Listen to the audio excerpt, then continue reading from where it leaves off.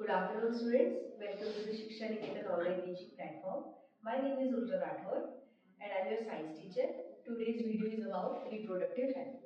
हमने जैसे पीछे लेक्चर कवर किए, फीमेल रिप्रोडक्टिव सिस्टम पढ़ाया मैंने मेल रिप्रोडक्टिव सिस्टम पढ़ाए. अब एक इम्पोर्टेंट टॉपिक आता है, 10th क्लास के बायो का टॉपिक है, ठीक है, reproductive health. Reproductive health start करने से पहले मैं कुछ और डिस्कशन करना चाहूंगी. रिप्रोडक्टिव हेल्थ एक ऐसा टॉपिक है जब भी हम इसको पढ़ने जाते हैं बच्चे बहुत ज्यादा शाई फील करते हैं. हेल्थ में हम क्या पढ़ने वाले हैं, या बहुत ज्यादा शाईनेस आ जाती है बच्चे में कि रिप्रोडक्टिव हेल्थ पढ़ना है. तो रिप्रोडक्टिव हेल्थ जो है वो एक ऐसा टॉपिक है जो बहुत ज्यादा जरूरी है. इसके बारे में अवेयरनेस होना बहुत ज्यादा जरूरी है सब में, चाहे बच्चे हैं चाहे बड़े हैं, सब में सबको इसकी अवेयरनेस होना बहुत ज्यादा नेसेसिटी है. ठीक है, रिप्रोडक्टिव हेल्थ जैसे ही हमारी एज प्यूबर्टी रीच कर जाती है, ठीक है, उसके बाद हम कैपेबल हो जाते हैं कि बॉडी में स्पर्म एंड ओवम जो है रिलीज हो रहे हैं. स्पर्म और ओवम रिलीज होने का ये मतलब नहीं है कि अब हमारी बॉडी कैपेबल हो गई है सेक्सुअल इंटरकोर्स करने के लिए. ठीक है, ये रिप्रोडक्शन करने के लिए हमारी बॉडी जो है कैपेबल हो गई है, ऐसा नहीं है. रिप्रोडक्शन करने के लिए, सेक्सुअल इंटरकोर्स होने के लिए तभी तो गवर्नमेंट ने प्रॉपर एज जो है वो सेट की हुई है कि इतनी एज रीच होगी तभी जो है मैरिज हो सकती है. हम देखते हैं समटाइम्स कभी फैमिली से प्रेशर बनता है या कभी आउटसाइड या रिलेटिव्स का प्रेशर रहता है, स्पेशली गर्ल चाइल्ड पे, कि फैमिली हो गई, शादी हो गई, या बच्चे नहीं हो रहे. तो जो बच्चे हैं वो जरूरी नहीं है कि खाली हमारा फाइनेंशियल बहुत अच्छा हो तो ठीक है. फाइनेंशियल के साथ साथ हमारा जो मेंटल स्टेबिलिटी है, सबसे पहले हम मेंटल भी स्टेबल होने चाहिए. हमें पता होना चाहिए कि हाँ, अब हम मेंटली बिल्कुल तैयार है एक चाइल्ड की अपब्रिंगिंग के लिए, एक बच्चे को इस दुनिया में लाने के लिए. ठीक है, तो ये बहुत ज्यादा जो है जरूरी है. ऐसा नहीं कि हमारे पास फाइनेंशियल बहुत स्ट्रांग है, ठीक है, फिजिकली हम स्ट्रांग है, अब हम मैच्योर हो गए, बॉडी में स्पर्म एंड ओवम रिलीज हो रहे हैं, रिप्रोडक्शन इजीली से हम कर सकते हैं, सेक्सुअल इंटरकोर्स हो सकता है. तो ये जरूरी नहीं है कि एक बच्चे को अपब्रिंग करने के लिए, बच्चे को पैदा करने के लिए बॉडी तैयार होगी. उसके लिए मेंटल, फिजिकल, फाइनेंशियल, अब तीनों एस्पेक्ट से बिल्कुल स्ट्रांग होने चाहिए, तब जाके चाइल्ड की अपब्रिंगिंग जो है एक अच्छे तरीके से हो सकती है. ठीक है, चलिए आज का लेक्चर स्टार्ट करते हैं. That is about reproductive health. ठीक है, रिप्रोडक्टिव हेल्थ में आप सेक्सुअली ट्रांसमिटेड डिजीज को पढ़ते हैं. नाम ही बता रहा है सेक्सुअली ट्रांसमिटेड डिजीजेस. ये वो डिजीजेस है, diseases which can be transmitted from one person to another person during sexual intercourse. Sexual intercourse बोले कॉपुलेशन के दौरान जो डिजीज एक पर्सन से दूसरे पर्सन में फैल जाती है उनको बोलते हो आप सेक्सुअली ट्रांसमिटेड डिजीज. ठीक है, सेक्सुअली कहने का मतलब है ड्यूरिंग इंटरकोर्स. ठीक है, अब सेक्सुअली ट्रांसमिटेड डिजीज है वो आपकी मेनली टू टाइप्स की आ जाती है. एक होती है वायरल इन्फेक्शन, दूसरी आ रही है आपकी बैक्टीरियल इन्फेक्शन. वायरल इन्फेक्शन कहने का मतलब है जो वायरस से होगी, ठीक है. बैक्टीरियल इन्फेक्शन कहने का मतलब है जो बैक्टीरिया से होगी. वायरल इन्फेक्शन में एचआईवी, एड्स और वॉट्स. बैक्टीरियल इन्फेक्शन में आ रहा है गोनोरिया और साइफिलिस. ठीक है, इनके बारे में हमने पढ़ना है कि ये डिजीज क्या है और ये कैसे होती है. एचआईवी एड्स आपको पता है ह्यूमन इम्यूनोडेफिशिएंसी वायरस. इसमें क्या हो जाता है, हमारी बॉडी का जो इम्यून सिस्टम है वो टोटली क्या हो जाता है, वीक हो जाता है. इतना वीक हो जाता है कि बॉडी के जो व्हाइट ब्लड सेल्स हैं जिन्होंने फाइट करना है किसी डिजीज से, वो इतने ज्यादा वीक पड़ जाते हैं कि बॉडी किसी भी नॉर्मल डिजीज, जैसे नॉर्मल आपको कफ कोल्ड हो जाता है, उससे भी जो है लड़ नहीं पाती. बहुत ज्यादा सेल्स वीक हो जाते हैं, बॉडी का इम्यून सिस्टम जो है बहुत ज्यादा वीक. ये चाहे एचआईवी है या एड्स है, ये दोनों अलग है, ये एक ही नहीं है. एक्वायर्ड इम्यूनोडेफिशिएंसी सिंड्रोम है ये. एचआईवी से एड्स पहुंचने में आप सबको पता होना चाहिए, एचआईवी से एड्स पहुंचने में कम से कम 5 to 7 इयर्स लग जाते हैं. ठीक है, तब तक आप सब खाली एचआईवी ही बोलते हैं. अब यही हमने एक करके आगे बढ़ते हैं.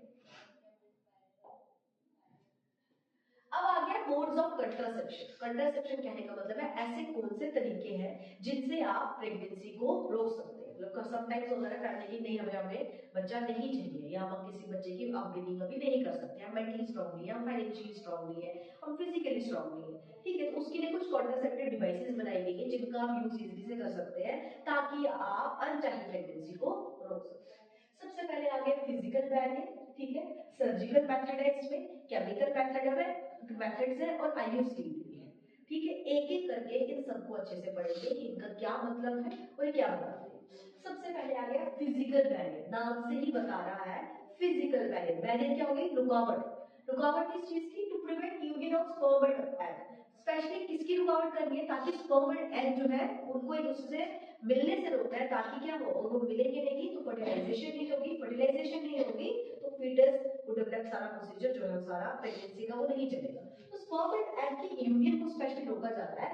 इसके आप कॉन्डोम्स का यूज कर सकते हैं, ठीक है, डायफ्राम का यूज कर सकते हो, सर्वाइकल कैप्स का यूज कर सकते हो। मेल एंड फीमेल दोनों कॉन्डोम्स मिलते हैं, आप दोनों का यूज कर सकते हैं। एक फिजिकल बैरियर है जिसको आप यूज कर सकते हैं ताकि स्पर्म एंड एग की यूनियन ना हो, ताकि फर्टिलाइजेशन ना हो। कॉन्डोम स्पेशली ज्यादातर मेल कॉन्डोम्स यूज किए जाते हैं, लेकिन फीमेल कॉन्डोम्स भी मार्केट में अवेलेबल होते हैं। दूसरा आ गया सर्जिकल मेथड। सर्जिकल नाम से बता रहा है कि ये कोई सर्जिकल प्रोसीजर होगा, सर्जरी के थ्रू किया जाएगा, ठीक है। Also called sterilisation. स्टेरिलाइजेशन कहने का मतलब है एक बार ये कर दिया, फिर ये बिल्कुल काम जब तक आपकी लाइफ है तब तक ये दोबारा से रिवर्स नहीं हो सकता है। कोई कर दिया तो फिर आप चाहो कि अब दोबारा हम चाहते हैं कि बच्चे की अपब्रिंगिंग कर ले, लेकिन अगर आपने एक बार सर्जिकल मेथड करवा लिया फिर ये पॉसिबल नहीं, फिर प्रेगनेंसी पॉसिबल बिल्कुल नहीं। ठीक है, in vasectomy the vas deferens of male is blocked. अब इसमें दो टर्म्स आ जाते हैं, एक आ जाती है वेसिक्टोमी, एक आ जाती है ट्यूबिक्टोमी। ठीक है, जो वेसिक्टोमी और ट्यूबिक्टोमी है, वेसिक्टोमी और tubectomy, it is in males and this is in females. इसमें किया जाएगा वास्ट डिफरेंस। ये वही ट्यूब है,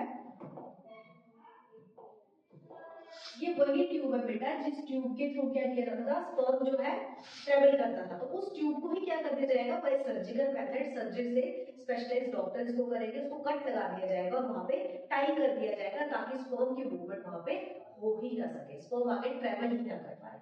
और एक ट्यूबिक्टोमी हम फेलोपियन ट्यूब, ठीक है, फेलोपियन ट्यूब को कट किया जाता है by various surgical methods. Surgery से, प्रॉपर सर्जरी से, प्रॉपर डॉक्टर इसको करते हैं, इसमें फेलोपियन ट्यूब को कट किया जाता है। जब फेलोपियन ट्यूब को कट कर दिया जाएगा वहां पे नॉट टाई कर दिया जाएगा ताकि जो ओवम है वो उस फेलोपियन ट्यूब से आगे ट्रेवल ना कर पाए। जब ये ट्रेवल ही नहीं कर पाएंगे ना स्पर्म ना ओवम, तो स्पेशली क्या होगा, फर्टिलाइजेशन होगी ही नहीं, इनका यूनियन होगा ही नहीं, फर्टिलाइजेशन नहीं होगी, फर्टिलाइजेशन नहीं होगी, प्रेगनेंसी होगी ही नहीं। सर्जिकल मेथड मैंने जैसे पहले भी बताया, ये एक ऐसा मेथड है, एक बार कर दिया तो दोबारा आप चाहेंगे रिवर्स करके, या दोबारा हम चाहते हैं कि अब अपब्रिंगिंग करें चाइल्ड की, या दोबारा हम चाहेंगे अब इस टाइम पे हम प्रेगनेंसी चाहते हैं, तो ये नहीं हो सकता।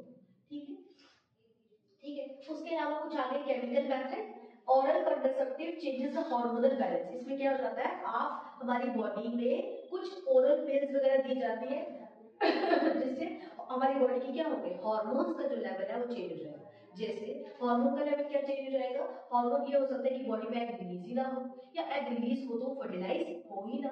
कुछ ऐसे हार्मोन्स के साथ छेड़छाड़ की जाती है ताकि प्रेगनेंसी को जो है वो रोका जा सके या प्रेगनेंसी हो ही ना। अब इसके कुछ साइड इफेक्ट्स भी है। ऑफ कोर्स हम हार्मोन के साथ छेड़छाड़ कर रहे हैं, बॉडी में किसी भी चीज के साथ छेड़छाड़ करेंगे, अब प्रॉपर हार्मोन अपने हिसाब से काम कर रहे हैं, लेकिन हम उनको स्पेशली यहाँ से पिल्स लेके या किसी केमिकल हार्मोन लेके हम उनको क्या कर रहे हैं, छेड़छाड़ कर रहे हैं, तो ऑफ कोर्स हमारी बॉडी को कोई ना कोई इफेक्ट जो है वो करेंगे। ठीक है, इसके साइड इफेक्ट्स भी है। IUCD इसको बोलते हैं इंट्रा अंदर यूट्राइन, यूट्रस कॉन्ट्रासेप्टिव डिवाइस, मतलब ये यूट्रस के अंदर प्लेस की जाती है। इसमें आ जाता है बेटा कॉपर टी और loop is placed in the uterus to prevent pregnancy. इसमें क्या किया जाता है, यूट्रस के अंदर फीमेल में, female reproductive part uterus, uterus के अंदर एक टी शेप डिवाइस, तभी इसका नाम कॉपर टी बोलते हैं। टी शेप डिवाइस जो है प्लेस किया जाता है, स्पेशल डॉक्टर्स की हेल्प से किया जाता है। इसका नाम कॉपर टी इसलिए है बेटा क्योंकि यहाँ पे जो है क्या होगा, कॉपर होगा, कॉपर है तभी बोल देते हैं कॉपर टी। ठीक है, इसमें एक और आ जाती है, ऐसी है, इसमें आप बोल देते हो उसको, यहाँ पे कुछ हॉर्मोन्स भरे जाते हैं उसमें, आप उसको बोल देते हो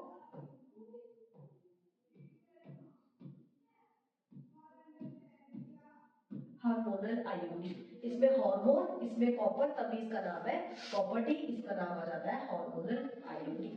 ठीक है, ये स्पेशली यूट्रस के अंदर फीमेल रिप्रोडक्टिव पार्ट यूट्रस, जिसमें मैंने पढ़ाया था रिप्रोडक्टिव पार्ट, उसमें ये इंसर्ट किया जाता है। ये भी डॉक्टर्स की हेल्प से किया जाता है ताकि प्रेगनेंसी को क्या किया जा सके, रोका जा सके। एक बार आपने कॉपर टी यूज कर ली, 3 to 4 इयर्स आप आराम से हम यूज कर सकते हैं। उसके बाद इसको फिर से रिमूव किया जाता है, दोबारा से कॉपर टी जो है यूट्रस के अंदर फिट जो है की जाती है, प्रॉपर डॉक्टर्स जो है वो इसको फिट करते हैं। होप सो स्टूडेंट्स आपको आज का लेक्चर पसंद भी आया होगा, समझ भी आया होगा। Thank you.